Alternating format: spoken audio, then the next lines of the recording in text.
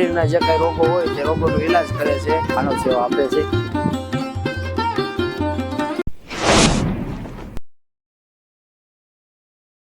જય માતાજી ને શ્રાવણ મહિનાના બધાને હર હર મહાદેવ. તો મિત્રો સ્વાગત છે આપણી YouTube channel the best Gujarati વ્લોગમાં.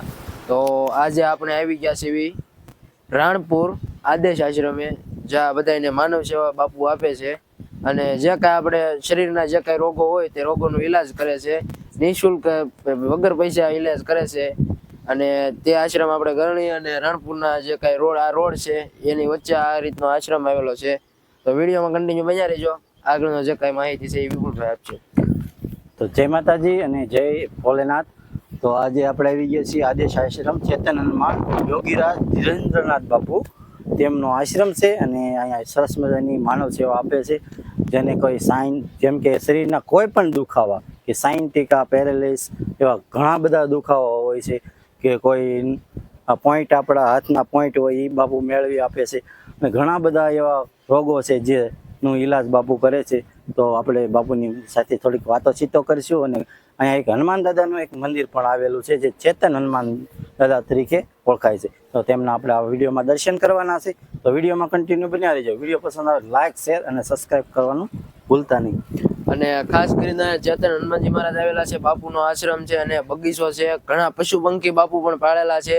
અને આ લોકેશનની વાત કરીએ તો આગળ તમને એ વિડીયોમાં મળી જશે લોકેશન. અને ખાસ કરીને કહી દઉં કે આ રસ્તો રહ્યો એ રાણપુર જાય છે અને આ રસ્તો રહ્યો એ ગરણી જાય છે. ગરણી અને રાણપુરની વચ્ચે છે આ આશ્રમ આવેલો છે. આ આશ્રમનો ગેટ છે.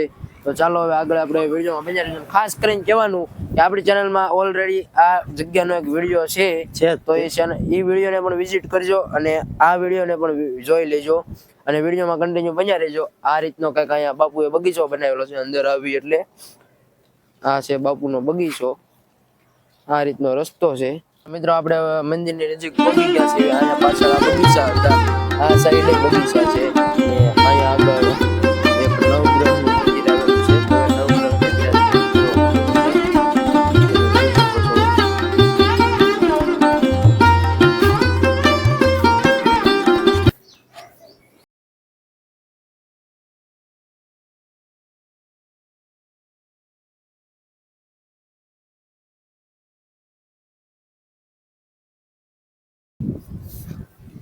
તો તમે જેમ નવગ્રહના દર્શન કર્યા અને હવે આપણે અહીંયા પાર્કિંગ એરિયો આવી ગયો છે. આ બધું પાર્કિંગ છે. અને તમે જો બાપુને પક્ષીઓ અને પ્રાણીઓ પાળવાનો ખૂબ શોખ છે, જેથી કરીને તમને પક્ષીઓ પણ જોવા મળે છે, કુકડા છે, કૂતરા છે, એવા ઘણા બધા પ્રાણીઓ પણ આશ્રમમાં છે.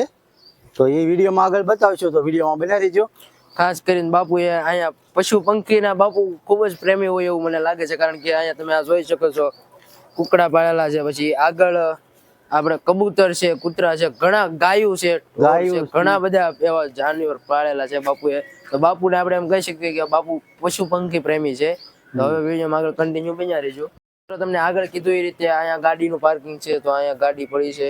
અને આપણે કીધું એમ અહીંયા હનુમાનજી મહારાજ, ચેતન હનુમાનજી મહારાજનું મંદિર આવી ગયું છે. સામે ભોળાનાથ બિરાજમાન છે. તો આપણે શ્રાવણ મહિનો છે તો બધા પહેલા હર હર મહાદેવ અહીંયા જય હનુમાનજી મહારાજ લખી નાખજો. તો ચાલો આપણે ભોળાનાથના અને હનુમાનજી મહારાજના દર્શન કરીએ.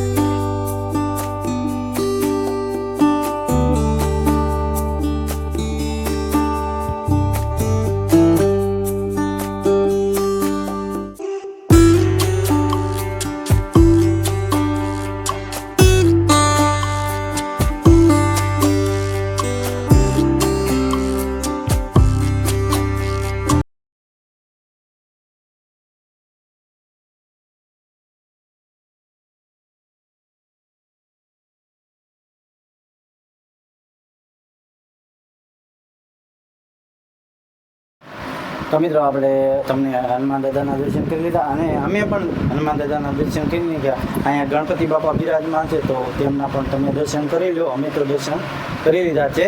અને નીરજભાઈ, આ મંદિરની ખાસિયત તમને ખબર છે?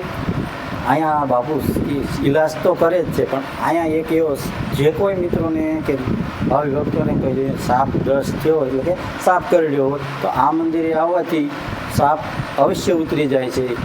અથવા તો અહીંયા ઘરેથી માનતા પણ કરીએ કે તો ઘરેથી કોઈ માનતા કરી કે તો પણ ચાલે. અહીંયા ચેતન હનુમાનજી મહારાજ બેઠેલા છે, બાપુએ કીધું એમ. અને હનુમાન દાદાનો એટલો ખાસ છે કે કોઈ પણને સાપ કરડ્યો હોય તો અહીંયા ઉતરી જાય છે. બાપુએ અમને વીછી કીધું કરડ્યો, આગળ. નકરો સાપ નહીં, વીછી કરડ્યો હોય તો પણ અહીંયા માનતા રાખવાથી મટી જાય બાપુએ છે. અમને આ કીધું કે આ બધું આ જે જગ્યાનું કાંઈ પણ છે બધું કે હનુમાનજી મહારાજના લીધે હાલે છે બધું. હા. અને અહીંયા આપણે શ્રાવણ મહિનો ચાલે છે તો હવે તમે બધા પણ ભોળિયાનાથના દર્શન કરી લો અને આ કોમેન્ટમાં હર હર મહાદેવ લખવાનું ભૂલતા નહીં.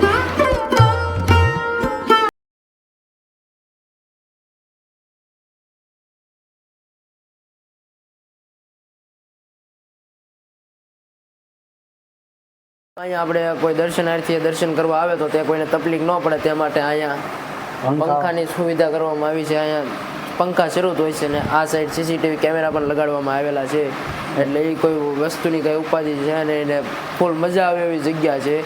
આ રીતનું આ બધું અહીંયા જગ્યા ઘણી બધી છે તો વિડીયોમાં કન્ટિન્યુ બન્યા રહેજો. આગળ નીલેશભાઈ, મારે હું તો અહીંયા આવીને મારું મન તો બહુ જ શાંત થઈ ગયું કારણ કે જગ્યા જેવી છે ને ખૂબ ગમે એવી જગ્યા છે ને બાપુ પાસે પ્રવચન પણ સાંભળવાનું અને તમને પણ સાંભળવાનું છે તો વિડીયોમાં બન્યા રહીજો.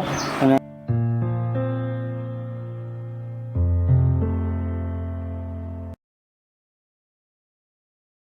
મિત્રો અહીંયા નવનાથ બાપુનો ધૂણો પણ આવેલો છે તો આ રીતનું કંઈક આ ધૂણાનું પણ મંદિર બનાવવાનું આવેલું છે. એ રીતનું કાચથી પેક કરીને આપણે વિપુલભાઈ અંદર છે તો આ નવનાથ બાપુનો ધૂણો છે. ધૂણો છે. અહીંયા જે થોડી ઘણી આપણે ભભૂતિ ઘરે લઈ જઈને આપણે ચાંદલો કરીએ ને તો ઘણો બધો ફાયદો થાય છે. અને અહીંયા નવનાથ બિરાજમાન છે તો આપણે પણ નિલેશભાઈ થોડો ઘણો ચાંદલો કરી લઈશું. હું પણ થોડીક એવી રાત લઈ અને ચાંદલો કરી લઈ કારણ કે આ જગ્યાની પવિત્રતા જ એવી છે કે અહીંયા તમે જોવો આ ધૂણાની રાખ છે ને એનો ચાંદલો કરવાથી પણ અહીંયા દુઃખ દર્દ દૂર થઈ જાય છે કારણ કે જગ્યા જ એટલી પવિત્ર છે. તો હવે આપણે જેવા જ બહાર આવીને અહીંયાથી એટલે અહીંયા આપણે ગીર ગાયું આપણે ગૌ માતાનું અને આગળ વિડીયોમાં કીધું એમ આપણે આ ધૂણાની બહાર નીકળી જાય એટલે બાપુ પશુ પંખી પ્રેમી છે એટલે અહીંયા જો ગૌ માતાને કોઈ માખી કે કંઈક કંદડે નહીં એ માટે ઉપર પંખા લગાડવામાં આવેલા છે એટલે અહીંયા ગૌ માતાને પણ ફૂલ સુવિધા છે. આપણે માણસ માથે પણ એટલી ફૂલ સુવિધા છે. અને તમે જુઓ કે આ બાજુ ગાયો માટે જે ખાણ હોય એ માટે ખાણ દેવા માટે અહીં કપાસિયા ને એવું બધું રાખવામાં આવ્યું છે. અને અહીંયા મંદિર પણ ઘણા છે તો હવે કન્ટિન્યુ વિડીયોમાં બન્યા રહીજો તમને આગળ બતાવીએ છે. અહીંયા ઘણા દેવસ્થાન છે. હવે આગળ નીરજભાઈ મેલડીમાંનું મંદિર લીમડો છે. લીમડા નીચે લીમડા નીચે મેલડીમાં બિરાજમાન છે તમે જોઈ શકો છો.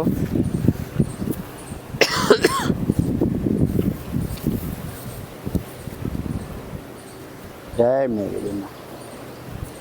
તો આ મેલડીમાનું મંદિર છે અને આ મેલડીમાનો પણ અહીંયા નાનકડો એવો ઇતિહાસ છે. ઇતિહાસમાં એવું છે કે આ લીમડાની ફરતા 7 આંટા ફરે. કોઈ નિસંતાન દંપતી જેને બાળક ન થતું હોય એવા નિસંતાન દંપતી 7 આંટા ફરે તો અવશ્ય બાળક મેલડીમાની કૃપાથી થાય છે. તો અહીંયા બાપુએ જે રીતનો અમને ઇતિહાસ કીધો એ રીતનો તમને અમે ઇતિહાસ મેલડીમાંનો કીધો છે કારણ કે અમને તો જગ્યાનો કોઈ અનુભવ કે ઇતિહાસ ન હોય. અમે બાપુ પાસેથી ઇતિહાસ થોડો લીધેલો છે અને બાપુ ઇતિહાસ કીધો એ રીતનો અમે તમને કેવી છીએ. આપણે આ મેલડીમાંના મંદિર અને આપણે નવનાથ ધૂણાની એક્ઝેક્ટ બાજુમાં આપણે અહીંયા કાળ ભૈરવ દાદાને બિરાજમાન કરવામાં આવેલા છે. કાળ ભૈરવ દાદા બિરાજમાન છે અહીંયા. જય કાળ ભૈરવ દાદા. અને આનો કંઈક ઇતિહાસ બાપુએ એવું કીધું કે જે કોઈને કાંઈ ભૂત પિશાચ જે કાંઈ વળગણ હોય એને અહીંયા 7 ફેરા ફેરવો એટલે એ બધું દૂર થઈ જાય છે. તો બધા કોમેન્ટમાં કાળ ભૈરવ દાદા લખી નાખજો અને કોમેન્ટમાં જય હનુમાન કાળ ભૈરવ દાદા લખજો. તો ચાલો હવે આપણે બાપુ પાસે મુલાકાત કરાવી તમને અને બાપુ પાસે થોડી ઘણી માહિતી લેવી અને તમને આગળ વિડીયોમાં કન્ટિન્યુ બન્યા રહેજો બધું તમને બતાવી. તો મિત્રો આપણે આશ્રમ ફરતું તમને આંટો માર્યો અને તમને આશ્રમના સરસ હનુમાન દાદાના ઘણો બધો માતાજીના કાંઈ ઇતિહાસ હતા દેવી દેવતાના એ પણ જણાવ્યા. અને તો હવે થોડી ઘણી બાપુ સાથે વાતોચીતો કરી અને તમને મજા આવશે બાપુ સાથે વાતોચીતો કરીને. તો ચાલો આપણે બાપુ સાથે વાતોચીતો કરીને આપણે અંદર કયા કયા રોગનો ઈલાજ કરે છે તે બધું જોઈ. તો અહીંયા આશ્રમ છે આ બાપુનો તો ચાલો અંદર જઈએ. આ રીતનો હતો કાંઈક આ મંદિરનો ઇતિહાસ અને મેં જેમ આગળ વાત કરી એમ એ બાપુ કયા રોગોના કઈ કઈ રીતે ઈલાજ કરે છે, તો તેનો પાર્ટ 2 આપણી ચેનલમાં આવી જાય, કારણ કે હું આ પહેલા પાર્ટમાં તો બધું નહીં બતાવી શકું એક સાથે. એટલા માટે જો આ વિડીયો પસંદ આવ્યો તો લાઈક શેર સબસ્ક્રાઇબ કરવાનું ભૂલતા નહીં. આપણી ચેનલને સબસ્ક્રાઇબ કરી નાખજો, જેથી આપણે કયા કયા રોગોનો કઈ રીતે ઈલાજ થાય છે તેનો પાર્ટ 2 આવી જાય, અને એ પણ જોવાનું ભૂલતા નહીં. તો મળીએ નવા વિડીયો સાથે. ત્યાં સુધી બધાને જય માતાજી ને હર હર મહાદેવ.